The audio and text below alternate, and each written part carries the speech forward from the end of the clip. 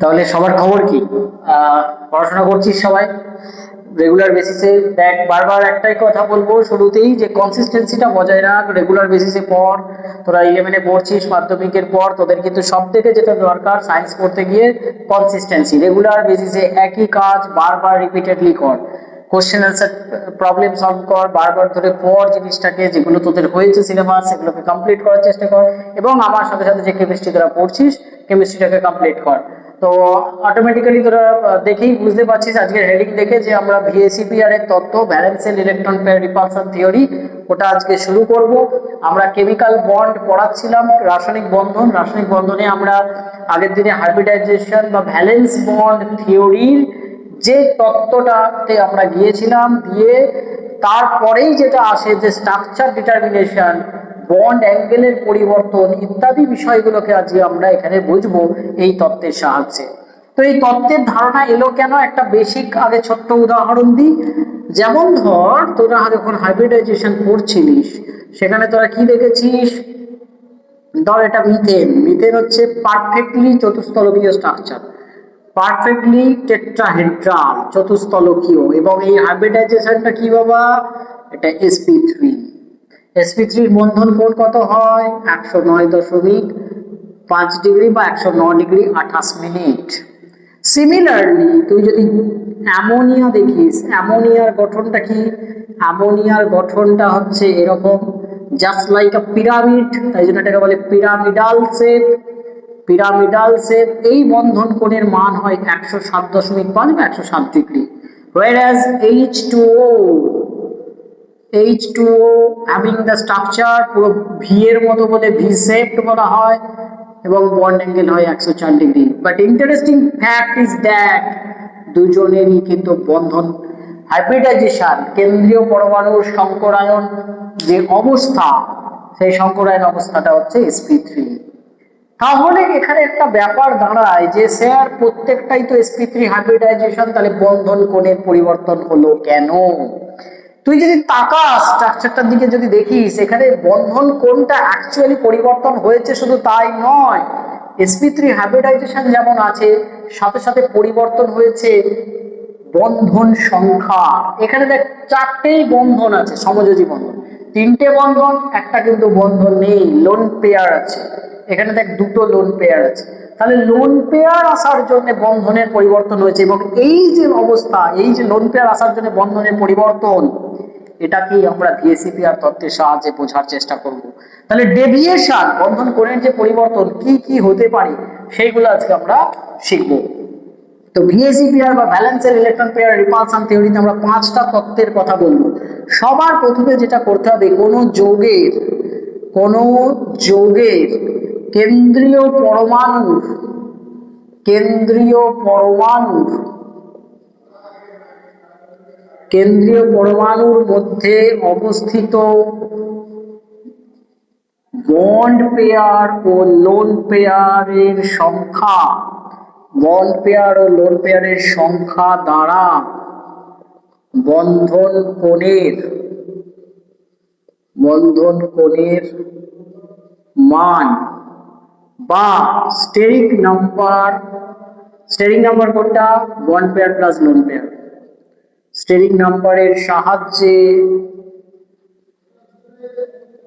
বন্ধন কোণের পরিবর্তন ব্যাখ্যা করা যায়, বা বন্ধন কোণের জন্য স্টেরিক নাম্বার বন্ধন কোণের জন্য দায়ী। নেক্সট, তাহলে বন্ধন কোণের জন্য দায়ী কে? না, বন্ধন কোণের জন্য দায়ী হচ্ছে বন্ড পেয়ার এবং লোন পেয়ারের যে সংখ্যা, অর্থাৎ লোন পেয়ার বন্ড পেয়ারের রিপালশন বা স্টেরিক নাম্বার অ্যাকচুয়ালি বন্ধন কোণের জন্য দায়ী। তাহলে সবার ফার্স্ট কোন যৌগের বন্ধন কোণ বা যৌগের গঠন ব্যাখ্যা করতে গেলে আমার যেটা লাগবেই সেটা হচ্ছে স্টেরিক নাম্বারের ব্যাপারটা, অর্থাৎ বন্ড পেয়ার এবং লোন পেয়ারের সংখ্যা আমাকে বার করতে হবে। সেকেন্ড পয়েন্ট কি? কোন যৌগের বন্ধন কোণ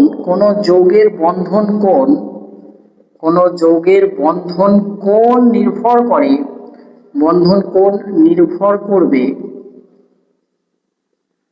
লোন পেয়ার ও বন্ড পেয়ারের বিকর্ষণের উপর। ব্যাপারটা কিরকম? বিকর্ষণের উপর, মানে lone pair repulsion is greater, lone pair repulsion is greater than lone pair bond pair, greater than bond pair repulsion. তাহলে লোন পেয়ারের যে বিকর্ষণ তার মান অনেক বেশি দেন লোন পেয়ার বন্ড পেয়ার। ঠিক এই কারণের জন্য তুই তাকিয়ে দেখ অ্যামোনিয়া এবং এই যে উপরে আমরা উদাহরণটা দিয়েছি পারফেক্টলি টেট্রাহেড্রাল একটা যৌগ মিথেন হোক CCl4 হোক তাদের সঙ্গে এদের বন্ধন কোণের যে পরিবর্তন, জলেতে দেখ বন্ধন কোণ 104 ডিগ্রি। কেন? এখানে দেখ কি আছে, এই যে রিপালশনটা এটা কি আছে লোন পেয়ারের সাথে লোন পেয়ারের রিপালশন, আর এখানে কি আছে লোন পেয়ারের সাথে বন্ড পেয়ার LP-BP, এটা হচ্ছে LP-LP, আর এখানে আছে দেখ BP-BP।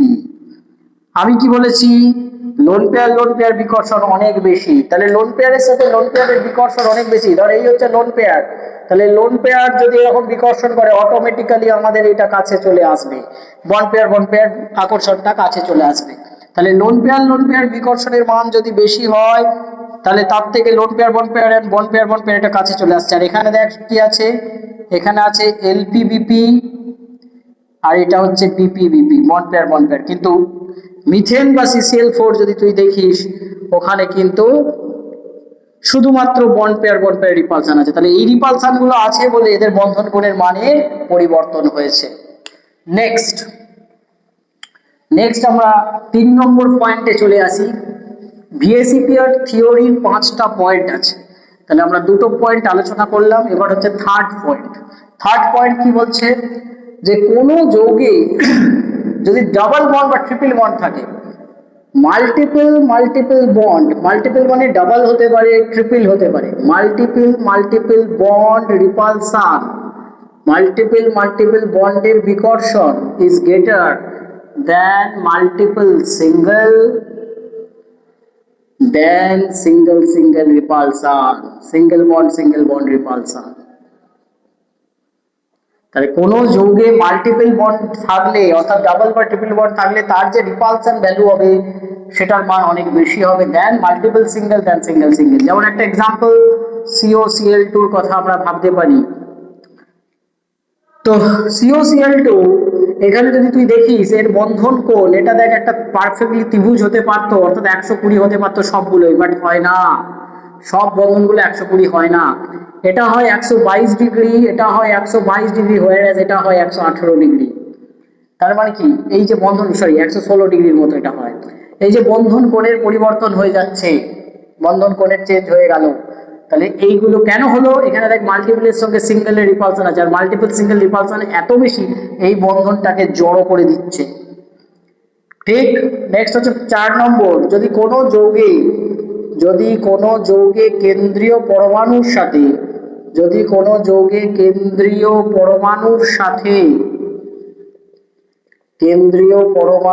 সাথে তড়িৎ ঋণাত্মক গ্রুপ যুক্ত থাকে, তড়িৎ ঋণাত্মক মৌল যুক্ত থাকে, সেক্ষেত্রে বন্ধন কোণের পরিবর্তন ঘটে, সেক্ষেত্রে বন্ধন কোণ হ্রাস পায়। কিরকম হবে? ধর অ্যামোনিয়া NH3 বন্ধন কোণ কত? 107, কিন্তু NF3 ফ্লোরিনের দেখ নিজেরই এখানে লোন পেয়ার অফ ইলেকট্রনস আছে। যদি আমরা লুইস ডট স্ট্রাকচার ড্র করি, ফ্লোরিনের বহিস্থকক্ষে 7টা ইলেকট্রন, 6টা আছে, একটা বন্ডে পার্টিসিপেট করেছে, এখানে লোন পেয়ার, তাহলে এর মাথায় ইলেকট্রন ডেনসিটি বাড়ার জন্য এই রিপালশন মানটা বেড়ে যাবে, এই বন্ধন কোণটা অটোমেটিক্যালি কমে যাবে। এটা 102.5 ডিগ্রির মতো হয়। ক্লিয়ার কিনা? সিমিলারলি আর একটি পয়েন্ট, যদি কোনো যৌগের কেন্দ্রীয় পরমাণুর ফাঁকা কক্ষক থাকে, কেন্দ্রীয় পরমাণুর ভ্যাকেন্ট অরবিটাল থাকে, if there is any empty or vacant orbital in the central atom then also the bond angle will be distorted. কোন যৌগের কেন্দ্রীয় পরমাণুর বন্ধন কোণের পরিবর্তন হতে পারে, বন্ধন কোণের পরিবর্তন হয় যদি কেন্দ্রীয় পরমাণুর ফাঁকা কক্ষক থাকে, ফাঁকা কক্ষক থাকে। যেমন ধর H2O আর H2S দুজনেরই স্ট্রাকচার সিমিলার। এটা 104 ডিগ্রি, এটা 92 ডিগ্রির মতো হয়ে যায়। কেন? লোন পেয়ার অফ ইলেকট্রন এখানে দেখ, সালফারের যদি দেখি sulphur 16, 1s2 2s2 2p6 3s2 3p, 16 means this is 4, 3d vacant।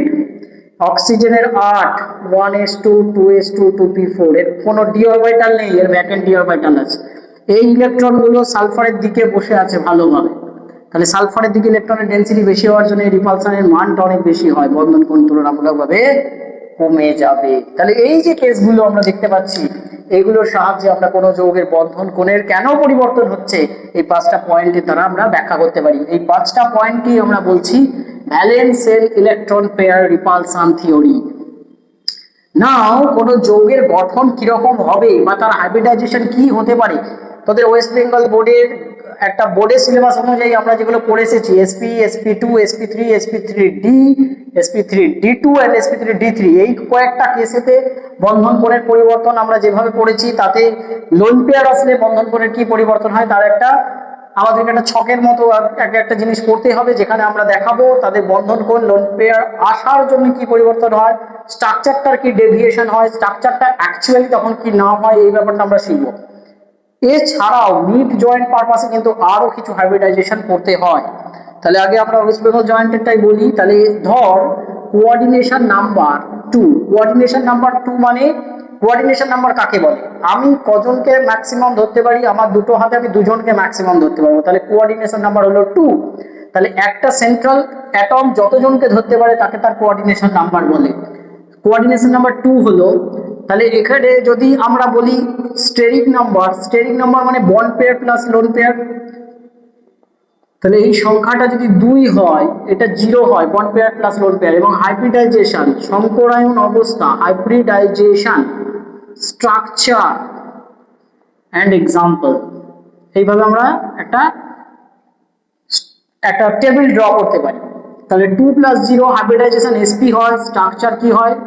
Linear হয়। সাপোজ এটা ab2, example CH triple bond CH হতে পারে, BCl2 হতে পারে, এটসেট্রা এটসেট্রা।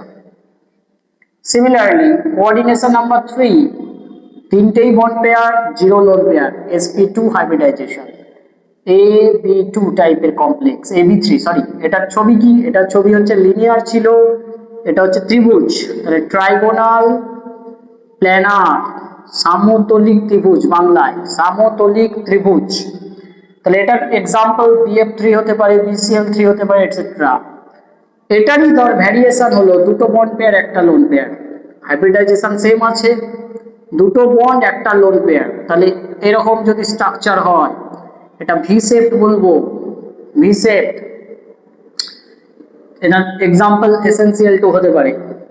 কোঅর্ডিনেশন নাম্বার 4 বা স্টেরিক নাম্বার 4, 4 + 0 sp3, যদি প্রত্যেকটা বন্ড থাকে অর্থাৎ পারফেক্ট টেট্রাহেড্রাল জিওমেট্রি তৈরি হয়, চতুস্তলকীয় বা পারফেক্টলি টেট্রাহেড্রাল।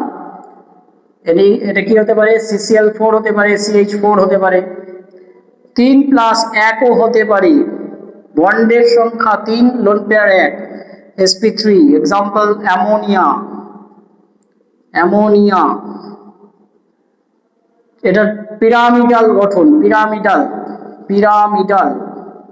পিরামিডের মতো দেখতে বলে অ্যামোনিয়া। নেক্সট 2 + 2 sp3 হতে পারে, দুটো লোন পেয়ার, বন্ড পেয়ারও দুটো, ভি শেপ, ভি এর মতো দেখতে বলে ভি শেপ। এক্সাম্পল জল, আমরা দেখে এলাম। H2S 1 + 3, এটাও হতে পারে, একটাই বন্ড আছে, বাদ বাকি সব লোন পেয়ার, তিনটে লোন পেয়ার, স্ট্রাকচারটা লিনিয়ার, বন্ড পেয়ার বাদ দিয়ে স্ট্রাকচার বলতে হয়। এটার এক্সাম্পল ICl। এই গেল কোঅর্ডিনেশন নাম্বার 4 অবধি। নেক্সট কোঅর্ডিনেশন নাম্বার 5 এর কেস। কোঅর্ডিনেশন নাম্বার 5, তাহলে কোঅর্ডিনেশন নাম্বার 5 এর জন্য কি হাইব্রিডাইজেশন আসবে, কি স্ট্রাকচার আসবে সেটা একটু দেখার চেষ্টা করি। কোঅর্ডিনেশন নাম্বার 5 অর্থাৎ স্টেরিক নাম্বার মানে bond pair plus lone pair 5 plus 0 hybridization. Hybridization কি হবে, sp3d। sp3d তে স্ট্রাকচার কি হয়, স্ট্রাকচার ত্রিভুজ দ্বিপিরামিডীয়। ত্রিভুজ দ্বিপিরামিডীয়, একটা ত্রিভুজের দ্বিপিরামিড, ত্রিভুজ দ্বিপিরামিডীয়, পিরামিডীয়, ট্রাইগোনাল বাইপিরামিডাল ইংরেজিতে, ট্রাইগোনাল বাইপিরামিডাল। এর এক্সাম্পল আমরা করে এসেছি হাইব্রিডাইজেশন করার সময়। PCl 5 4 প্লাস 1 sp3d হাইব্রিডাইজেশন, একটা হাত নেই মানে একটা বন্ড নেই, তো এটা structure is just like cis. তোরা যদি চিলড্রেন পার্কে যাস, একদিকে চাপলি আরেকদিকে উঠলো, যেটাকে দেখে সেটা হচ্ছে সিস। এটার এক্সাম্পল SF4 হতে পারে। 3 প্লাস 2 sp3d হাইব্রিডাইজেশন, তিনটে হাত আছে একটা না, দুটো নাই, লোন পেয়ার। টি এর মতো দেখতে বলে এটাকে টি শেপড বলে, TiCl3 এক্সাম্পল হতে পারে। এটা আরো হতে পারে 2 প্লাস 3 sp3d হাইব্রিডাইজেশন, তিনটেই lone pair, linear structure, HCF2 হতে পারে এক্সাম্পল। নেক্সট হচ্ছে coordination number 6 plus 0 sp3d2 hybridization, octahedral structure, octahedral, 6 দিকে 6 জন, একটা স্কোয়ারের 4 দিকে 4টে, উপরে একটা নিচে একটা, এক্সাম্পল আমরা করে এসেছি SF6। 5 প্লাস 1 sp3d2 হাইব্রিডাইজেশন, চারদিকে আছে, একদিকে লোন পেয়ার, একদিকে বন্ড একদিকে লোন পেয়ার, পিরামিড, স্কোয়ার, উপরে একটা পিরামিড। অক্টাহেড্রালকে আমরা স্কোয়ার বাই পিরামিডও বলতে পারি, কারণ এটা দুদিকে পিরামিড শেপ তৈরি করে। এটা বাই পিরামিড, এটা পিরামিড, স্কোয়ার পিরামিড বা চতুস্তলকীয় পিরামিডাল। এটার এক্সাম্পল কি হতে পারে, BRF5 হতে পারে। আরো ভ্যারিয়েশন আছে, এর আরো ভ্যারিয়েশন আছে, আমি আসছি। আরো ভ্যারিয়েশন আমরা এর করতে পারি 6 এর। কিরকম, 6 এর ক্ষেত্রে 4 প্লাস 2 sp3d2 হাইব্রিডাইজেশন, চারটে আছে, দুটো নেই, লোন পেয়ার, দুটো লোন পেয়ার, দুটো স্ট্রাকচারের লোন পেয়ার। এটার এক্সাম্পল কি হতে পারে, HCF4 হতে পারে। নেক্সট আর হবে না এটা। 7 মানে 7 plus 0, coordination number 7 plus 0 sp3d3 পাঁচটা পেন্টাগোনাল, পাঁচটা একই প্লেনে পেন্টাগন, উপরে একটা নিচে একটা, 7টা। IF7 এক্সাম্পল হতে পারে, IF7। আরো এক্সাম্পল হয় 6 প্লাস 1 sp3d3, একটা বন্ড নেই, তাহলে 6 জন আছে, একটা লোন পেয়ার ঢুকে গেছে। এই দেখ, এটা লোন পেয়ার ঢুকে গেছে, জিনিসটা কি ছিল, অক্টাহেড্রাল। লোন পেয়ার ঢুকে যাওয়ার জন্য অক্টাহেড্রালটা বিকৃত হয়ে গেছে, এর নাম হচ্ছে বিকৃত অষ্টতলকীয়, বিকৃত অষ্টতলকীয় বা ডিস্টরশন হবে বলে, distorted octahedral, distorted octahedral, example HCF6। তো এই হচ্ছে ওভারঅল হাইব্রিডাইজেশন থেকে আমরা স্ট্রাকচার ড্র করতে পারি, বিভিন্ন যে স্ট্রাকচার হয় সেগুলো ড্র করতে পারি।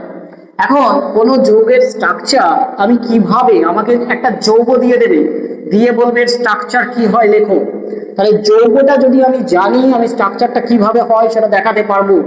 তাহলে যৌগটা কি আমাকে আগে জানবো কি করে। হাইব্রিডাইজেশন একটা সূত্র আছে, স্টেরিক নাম্বার বার করার সূত্র। তাহলে steric number calculation, steric number calculation, steric number calculation আমি কিভাবে করতে পারি, কোন সূত্রের দ্বারা করতে পারি না, একটা সূত্র আছে, H is equal to half V plus M minus C plus A। V কি,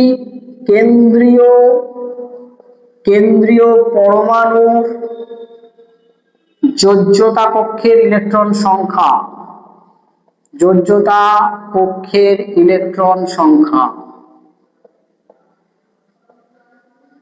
এম কি একযোজী, মানে যার যোজ্যতা একযোজী মৌল বা মূলকের সংখ্যা কেন্দ্রীয় পরমাণুর সাথে যেটা যুক্ত আছে, কেন্দ্রীয় পরমাণুর সাথে যুক্ত, কেন্দ্রীয় পরমাণুর সাথে যুক্ত, তাহলে কেন্দ্রীয় পরমাণুর সাথে যুক্ত একযোজী মৌল বা মূলকের সংখ্যা, সি হচ্ছে ক্যাটায়নের সংখ্যা আর এ হচ্ছে অ্যানায়নের সংখ্যা, অ্যানায়নের সংখ্যা। তাহলে তুই যদি এটা জানিস, তুই কিন্তু যে কোনো যৌগের হাইব্রিডাইজেশন বের করে ফেলতে পারবি, আর হাইব্রিডাইজেশন বের করলে তুই স্ট্রাকচার পেয়ে যাবি। কি করে আমি একটা দেখাই। সাপোজ H3O প্লাস, কেন্দ্রীয় পরমাণু অক্সিজেন, তাহলে তার স্টেরিং নাম্বার 8। অক্সিজেনের বহিঃস্থকক্ষে কটা ইলেকট্রন? আমরা জানি অক্সিজেন হচ্ছে 8, 8 মানে 2 6, তাহলে বহিঃস্থকক্ষে 6টা ইলেকট্রন। হাইড্রোজেনের যোজ্যতা 1, তাহলে একযোজী মৌল বা মূলকের সংখ্যাটাই তো m। কতগুলো হাইড্রোজেন আছে? 3টে, তাহলে 3। ক্যাটায়ন আছে একটা, অ্যানায়ন নেই 0, তাহলে 9 - 1 দ্যাট ইজ 8/2 মানে 4, 4 হলে কি হয়? sp3। কিন্তু এখানে একটা ব্যাপার আছে, 3 জন, 3টে বন্ড নেই, তাহলে 4টে এসেছে অথচ 3টে বন্ড, তাহলে একটা অবশ্যই লোন পেয়ার। স্ট্রাকচারটার নাম কি হয়ে যাবে? পিরামিড। ক্লিয়ার তো? আমি করি কিছু কিছু করে দেখাই। সাপোজ XeF2, XeF4, XeF6, আমার সাথে সাথে তোরাও কর, XeO2F2, XeOF3, XeOF2, এগুলোর আগে করি জেননের কম্পাউন্ড গুলো। তাহলে XeF2 এর ক্ষেত্রে করলে কি হবে দেখ, hybridisation is equal to half. জেননের বহিঃস্থকক্ষে 8টা আছে কারণ এটা আদর্শ গ্যাস। ফ্লোরিনের যোজ্যতা 1, তাহলে নেওয়া যাবে দুটো, ক্যাটায়ন নেই অ্যানায়ন নেই, তাহলে 10/2 মানে 5, 5 মানে sp3d হাইব্রিডাইজেশন। sp3d হলে স্ট্রাকচার কি হয়? পেন্টাগন হয়, পেন্টাগোনাল বাইপিরামিডাল, কিন্তু আছে দুজন, তাহলে বাদ বাকি 3টে lone pair, lone pair, lone pair, তাহলে স্ট্রাকচার হয়ে যাবে লিনিয়ার। লোন পেয়ার বাদ দিয়েই আমাদের স্ট্রাকচার। নেক্সট XeF2 হয়ে গেল, XeF4, H is equal to half, 8 plus 4 minus 0 plus 0, 12/2, 6, sp3d2, sorry 3/5, ঠিক আছে, sp3d2। তাহলে আছে 4টে, এসেছে 6, তাহলে উপর নিচে lone pair. Square pyramid, square structure, planar, square planar, সমতলিক চতুর্ভুজ, square planar geometry. Next XeF6, H is equal to half, 8 plus 6 minus 0 plus 0, 14/2, 7, sp3d3 hybridization, sp3d3 সংকরায়ন অবস্থা sp3d3, কিন্তু আছে 6 জন, এসেছে 7, স্ট্রাকচার কি হবে? Xe পেন্টাগন হয় কিন্তু 6 জন আছে, এটা অবশ্যই লোন পেয়ার। তাহলে লোন পেয়ার ঢোকার জন্য অষ্টতলকটা বিকৃত হয়, তাই এটার নাম কি বলেছিলাম? বিকৃত অষ্টতলকীয় বা ডিস্টর্টেড অক্টাহেড্রাল, ডিস্টর্টেড। XeF6 হয়ে গেল, বোঝা যাচ্ছে তো? এইভাবে বার করতে হবে সবকিছু। নেক্সট আমি XeO2F2 টা করে দিচ্ছি, বাকিগুলো তোরা করবি। XeO2F2, XeO2F2 এর ক্ষেত্রে যদি করিস হাফ, জেননের 8, অক্সিজেনকে আমি নিতে পারবো না কারণ অক্সিজেনের যোজ্যতা 2। আমি বলেছি যার যোজ্যতা 1 তাকে নিতে পারবো, ফ্লোরিনের যোজ্যতা 1, তাহলে ওকে নিতে পারবো, দুটো ফ্লোরিন আছে। অক্সিজেন যদি নিতাম 4টে নেওয়া যেত, দুজন দুজন 4 জন, না নেব না। ক্যাটায়ন 0 অ্যানায়ন 0, তাহলে 10/2, 5, 5 মানে sp3d, তাহলে এসেছে 5, আছে 4, কি হবে স্ট্রাকচার? এরকম হবে স্ট্রাকচারটা, সিস গঠন। তাহলে বাকি XeO3 এর স্ট্রাকচার আসবে এরকম পিরামিডের মতো। XeO3 এখানেও অক্সিজেনকে নেব না, নিয়ে ক্যালকুলেশন করতে হবে কারণ ওটা ডাবল বন্ড, যোজ্যতা অক্সিজেনের যোজ্যতা 2, তাই ডাবল বন্ড, দ্বিযোজী মৌল আমরা নিই না। XeOF2 এর স্ট্রাকচার হবে এরকম টি এর মতো লিনিয়ার, এটাও 5 আসবে। তাহলে এগুলো তোকে করতে হবে। নেক্সট হচ্ছে I3 মাইনাস, এটা একটু ব্যাপার আছে, টুইস্ট আছে। I2 মাইনাস এইভাবে ভাববো, কেন্দ্রীয় পরমাণু I, তার সাথে দুজন যুক্ত আছে, তাহলে H is equal to half. Iodine হচ্ছে হ্যালোজেন, হ্যালোজেনের বস্তু কক্ষে থাকে 7, আয়োডিনের যোজ্যতাও 1, তাহলে নিতে পারবো দুটো। অ্যানায়ন আছে, ক্যাটায়ন নেই, অ্যানায়নের জন্য 1 যোগ হবে, তাহলে 10/2 5 মানে sp3 ডিহাইব্রিডাইজেশন। তাহলে 5 হলে আমরা জানি স্ট্রাকচার এরকম হয়, কিন্তু আছে দুজন, তাহলে এগুলো লোন পেয়ার, লিনিয়ার স্ট্রাকচার, এখানে একটা minus.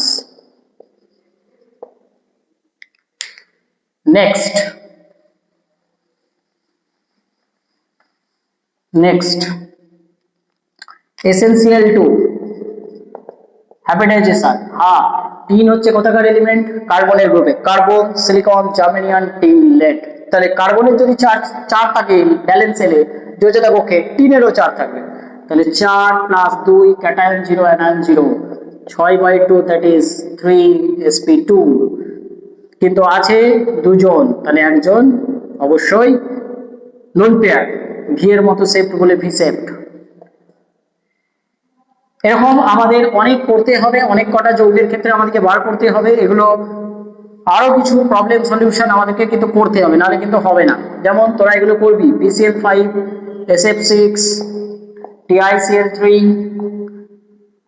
NH4+, ICl, BRF5-, BRF5 etcetera, এগুলো করবি। IClটা আমি একটু দেখিয়ে দিই, IClটা interesting. H is equal to half, আয়োডিনের বস্তু কক্ষে 7 আছে, একটা 1, ক্যাটায়ন 0 অ্যানায়ন 0, তাহলে 8/2 দ্যাট ইজ 4 মানে sp3, কিন্তু আছে মাত্র একজন, বাদ বাকিগুলো লোন পেয়ার, তাহলে স্ট্রাকচারটা হয়ে যাবে লিনিয়ার। খুব ইন্টারেস্টিং, যে কোনো যৌগ দিয়ে আমি বার করে ফেলতে পারবো। এরকম একটি যৌগ আমাদের নিটেও দেবে, জয়েন্টেও দেবে, এবং যে কোনো কম্পিটিটিভ এক্সামে কিন্তু এরকম আসে, যে তোদের যে এন্ট্রান্স এক্সাম কলেজ লেভেলের, সেখানে কিন্তু তোরা এগুলো পাবি। অতএব এই ফর্মুলাটা জানলে তুই যে কোনো যৌগের হাইব্রিডাইজেশন এবং উইথ স্ট্রাকচার বের করে ফেলতে পারবি। এই হচ্ছে ওভারঅল আমাদের VACPR এবং DACPR রিলেটেড যে প্রবলেমস, সেগুলো আমরা দেখালাম। নেক্সট ক্লাসে আমরা করাবো মলিকুলার অরবিটাল থিওরি বা MOT। ক্লিয়ার? তাহলে আমার এই ক্লাসগুলোর সাথে জুড়ে থাক, পারলে একটু শেয়ার কর বন্ধুদেরকে, সাবস্ক্রাইব কর নিজেরা, এবং অবশ্যই যা যা তোদের প্রশ্ন আছে, কোয়ারিজ আছে, তোরা কিন্তু কমেন্টে লেখ, আমি উত্তর দেওয়ার চেষ্টা করবো। Thank you.